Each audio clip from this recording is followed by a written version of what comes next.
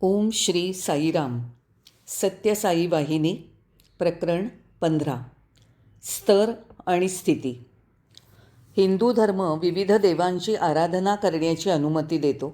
त्यामुळे सांप्रदायिक कलह आणि गट उत्पन्न झाले जे देशाला भय आणि अशांतीने ग्रस्त करतात. देशातील सर्व संघर्ष आणि चळवळींचा स्रोत या एका मूलभूत दोषात सापडेल.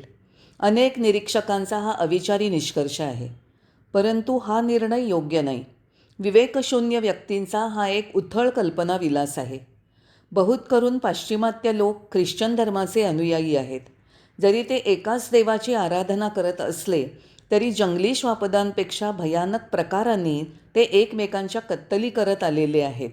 काय ते अशी युद्ध खेळत नाहीत ज्यामध्ये युद्धभूमीपासून दूर निष्पाप स्त्रिया, मुलं आणि वृद्धजन समाविष्ट असलेले लोक निष्ठुर अग्निअस्त्रांनी पृथ्वीतलावरून मिटवले जातात? त्यांच्या या निर्दयी, निंद्य, मूर्खतापूर्ण राक्षसी विध्वंसासाठी आणि भ्रातृहत्येसाठी काय त्यांचा धर्म हे मूल कारण आहे? अर्थातच ते एकाच धर्माचे आहेत आणि एकाच देवाची आराधना करतात. पण या देखाव्यामागे काही विषारी वृत्ती लपलेली असणार, जी सर्व व्यक्तिमत्व दूषित करते.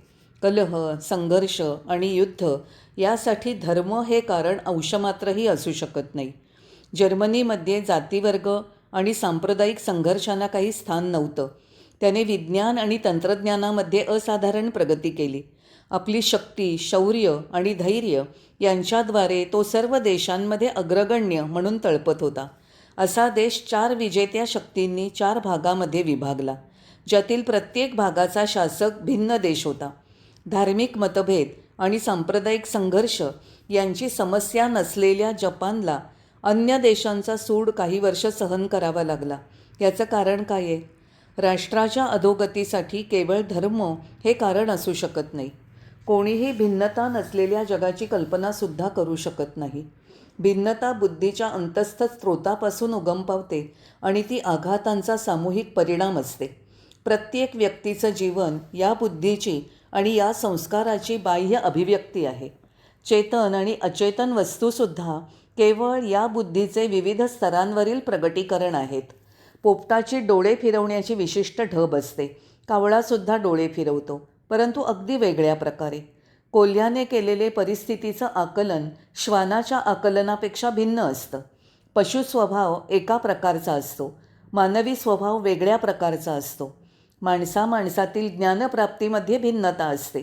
केवळ ज्ञानामध्येच नाही, तर शारीरिक विशेषता आणि व्यक्तिगत आकर्षणांमध्ये अगणित विविधता असते. त्यांच्या आवडीनिवडी, विचार, भावना त्यांच्या ज्ञानानुसार आणि व्यवसायानुसार विभिन्न प्रकारे आकारित होतात. आपल्याला एवढं पुढे जाण्याचीही गरज नाही. एकाच गर्भात वाढणारी जुळीसुद्धा बरेचदा तंतोतंत जुळणारी नसतात. ते भिन्न स्वभाव प्रगट करतात. याचं कारण काय आहे? बुद्धी संस्कारांच्या विकासातील भिन्नता हे ते कारण आहे. म्हणूनच मानवता कधीही भिन्नतारहित असणार नाही. वैश्विक समानता ही एक अशक्य महत्त्वाकांक्षा आहे. पृथ्वीवर ही स्थापित करण्याची आकांक्षा एक कल्पनाविलास आहे. हा गगनकुसुमांचा शोध आहे. पशु जाणीवेत जगतो. पक्षाला तो पक्षी आहे हे जाणीव असते. एक स्त्री ती स्त्री आहे या जाणीवेने युक्त जीवनक्रियांमध्ये व्यस्त असते. याचप्रमाणे पुरुषसुद्धा व्यस्त असतो. ही जाणीव निद्रेने ग्रस्त करेपर्यंत असते आणि जागृत झाल्यावर काहीही परिवर्तन न होता सक्रिय होते. जीवी जागृत झाल्यावर आपली कर्म पूर्ववत चालू ठेवतो. माणूस निद्रेने खंडित केलेली कर्म पुन्हा चालू करतो. याचप्रमाणे मृत्यूने खंडित केलेली कर्म जिथे संपलेली असतात तेथूनच माणूस वर्तमान जीवनात ती कर्म चालू करतो. यय्यम वापि स्मरण भावन त्यजत्यन्ते कलेवरम. तो अंतक्षणी तीव्र प्रभाव असलेल्या भावनांचं स्मरण करून शरीरत्याग करतो. आणि गीता सांगते, तन्तमेवैति कौन्तेय सदा तद्भावभावितः. ज्या स्थितीकडे त्याच्या भावना सर्वथा दिग्दर्शित होत्या ती स्थिती तो प्राप्त करतो. भावी जीवनाचा स्वभाव माणसाच्या शरीर त्यागताना मनात राहिलेल्या भावनांनुसार असतो, कारण या भावना त्याला आयुष्यभर प्रेरित करणाऱ्या भावनांनुसारच असतात. गहन विचार केल्यावर स्पष्ट होईल की मूलभूत सत्य केवळ हे आहे. बुद्धिसंस्कारांच्या उदात्तीकरणाच्या प्रगतीवर सगळं काही अवलंबून आहे. बाह्य रूपात काही अंशी साम्य भासत असलं तरी अंतस्थ स्वभावात विस्तृत आणि विविध प्रकारची भिन्नता अस्तित्वात असते. जाती मुख्यतः बाह्य विशेषतांवर निर्धारित केली जाते, ज्या वास्तविकतः अंतस्थ बुद्धीची प्रकट झालेली अभिव्यक्ती असते. व्यक्ती मूलतः एक रूप आहे. माणूस, वृक्ष, टेकडी, चिमणी, कोल्हा, श्वान, गाय, साप, विंचू हे शब्द त्या जातीच्या त्या रूपाचे सदस्य दर्शवतात. व्यक्तींचा नाश होतो पण जाती अस्तित्वात राहतात. माणसांचा नाश होतो पण मानवता अस्तित्वात राहते.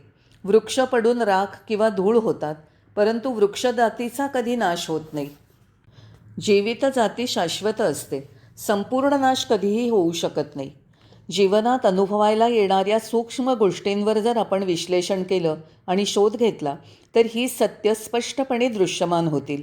आपण म्हणतो की मानवजातीतील प्रत्येकात मानवी गुण आहेत, पण ज्यावेळी आपण एखाद्या व्यक्तीचं मूल्यमापन करतो त्यावेळी आपण त्याचे सद्गुण, वर्तन, वर्तमान स्थिती आणि भविष्यातील संभावना यांच्याकडे विशेष लक्ष देतो. सर्व गायी एकाच जातीच्या असतात, पण ज्यावेळी आपणास गाय खरेदी करण्याची इच्छा असते त्यावेळी आपण तिचं कुळ पाहण्याचा प्रयत्न करतो. आपण तिच्या शरीरावर शुभचिन्ह शोधतो. ती गाय दुभती असावी लागते, ती लहानशी, देखणी, शांत असावी लागते. आपण हे आवश्यक सुगुण असलेली गायच खरेदी करतो. ती गाय जातींमधील एक गाय आहे केवळ या तथ्यामुळे आपण आकर्षित होत नाही. आपण एखादी वांस गाय किंवा बंडखोर गाय विकत घेत नाही. म्हणूनच सर्व व्यक्ती साधारणतः समान असल्या तरी एखाद्याचं मूल्यमापन केवळ त्याच्या गुणांवर आधारित असतं. दुसऱ्या एका विषयाचा गहन विचार केल्यास स्पष्ट होईल की उच्च आणि नीच यामधील भेदभावना स्वाभाविक प्रतिक्रिया आहेत. मलमूत्र सर्वथा अपवित्र असलं तरी गोमूत्र पवित्र मानलं जातं. अन्य पशूंच्या मलमूत्राला असं पावित्र्य दिलं जात नाही. त्यांना निश्चितच अपवित्र मानलं जातं. अग्नीचं उदाहरण घ्या. कुठल्याही रूपात अग्नी हा अग्नी आहे. आपण घरात दीप प्रज्वलित करतो. आपल्या घरातील चुलीमध्ये अग्नी असतो. यज्ञातील ज्वालांमधून उंच उठलेला अग्नी असतो. या अग्नीचा सन्मान केला जातो, त्याला पूजिलं जातं. लोक त्यासमोर नतमस्तक होतात. परंतु दिव्यामधील आणि चुलीमधील अग्नी इतका पवित्र मानला जात नाही. स्मशानातील प्रेताग्नीच्या ज्वाळा अन्य कार्यांसाठी शुद्ध मानल्या जात नाहीत. कोणी त्यावर रोटी भाजणार नाही. कोणी त्याचा सन्मान करून दंडवत घालणार नाही, कारण तो निम्न, अपवित्र, दूषित मानला जातो. याचप्रमाणे माणसांना समान शारीरिक रूप असलं तरीसुद्धा प्रत्येक देह आणि त्याला बद्ध करणारे अन्य कोश यांच्या विशेषता, त्याच्या गुणप्रवर्तनाची विशेषता या सर्वांमध्ये भेद करणं आवश्यक आहे. काही जणांना श्रेष्ठ तर काहींना अश्रेष्ठ ठरवावं लागतं. विजेच्या सर्व दिव्यांमधील प्रकाश समान नसतो. काही दिवे तेजस्वी तर काही दिवे मंद असतात. प्रत्येक दिव्यामधून एकच विद्युत प्रवाह असला तरी काही दिवे तो पूर्ण शक्तीने प्रगट करू शकतात तर अन्य तसं करू शकत नाहीत. हे विश्व विकसित होण्यासाठी जाणीवेचे स्तर, श्रेष्ठतेच्या स्थिती, उच्च नीच भेद, शुभ आणि अशुभ, धार्मिक आणि अधार्मिक हे सर्व भेद आवश्यक आहेत. हे आपल्याला स्वीकार करायला पाहिजे. ते अनिवार्य आहेत. ते ईश्वरी संकल्पाने योजले आहेत. जय साईराम.